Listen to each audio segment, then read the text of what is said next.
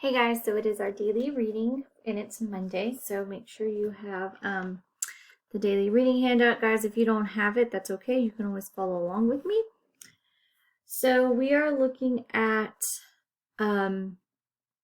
informational text, and so we're going to read the selection below and answer the questions. And here we have what is called a recipe, and actually it came from a website, so www.science.com. Okay, and so let's read it. Want to shock your parents, teachers, and friends? Try making your own snot. Yes, that's right. Follow the recipe below and you will be able to gross out all your family and friends. So here's our title, Fake Snot. Here's our ingredients and supplies that you will need to make this. Boiling water, be sure to sure an adult helps. Corn syrup, gluten, fork, cup, and a teaspoon.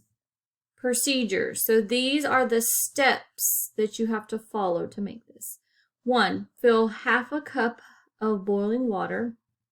2. Add 3 tablespoons of gelatin. 3. After it's softened, stir mixture with a fork. 4. Add 1/4 a cup of corn syrup. 5. Stir with a fork. 6. As the mixture cools, slowly add small amounts of cool water from the faucet until the mixture makes a glop. Gloop.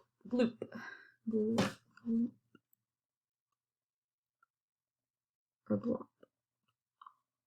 Glop. So number 1. Which text feature in the selection would best help the reader understand how much corn syrup to use in the recipes? We want to know how much corn syrup to use in the recipe. Okay, so remember, we have text features. So like our headers are text feature, our title, our picture, the numbers. So the web address at the top of the page. So they're talking about this right here. Does that tell us how much corn syrup? No. The italicized paragraph. Oh, this right here. So italicized means it's in like a different font. It's actually kind of slanted, so no. Ingredients and supplies. So the ingredients and supplies tells us what we need, but doesn't tell us how much. Step 4. So here's step 4. Let me actually get a highlighter.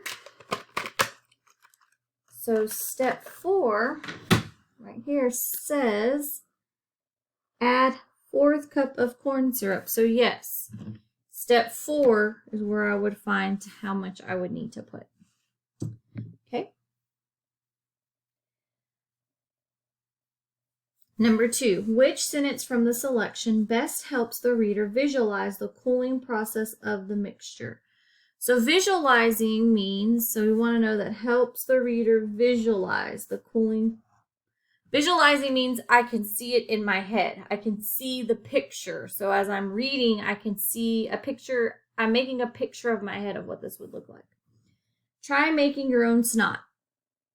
Is that gonna help me visualize the cooling process? No.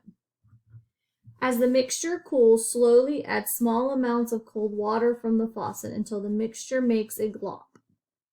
Maybe, because I know what a glop. Follow the recipe below and you will be able to gross out your family. No. After it's softened, stir the mixture with a fork. No. So our answer is B, because it's telling me what it's going to look like. So I can visualize that in my head that, okay, it's going to look like a glop, so I know that's how I'm going to know it's ready. Okay. Exit ticket. The suffix, we've been talking about suffixes, that remember that goes to the end of a word. URE means process or function. List 2 words that end with the suffix URE and define them. So for example, mixture means the process of mixing. Okay. So another word would be closure.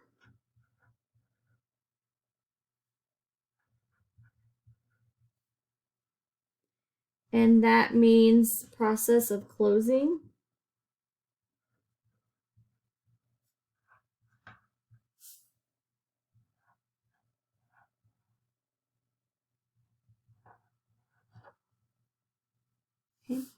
And then we have failure, the process of failing.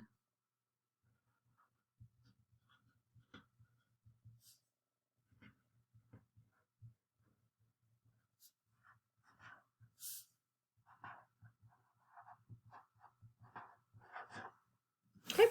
All right, guys, that was it for today. Tomorrow we'll continue on to the next one.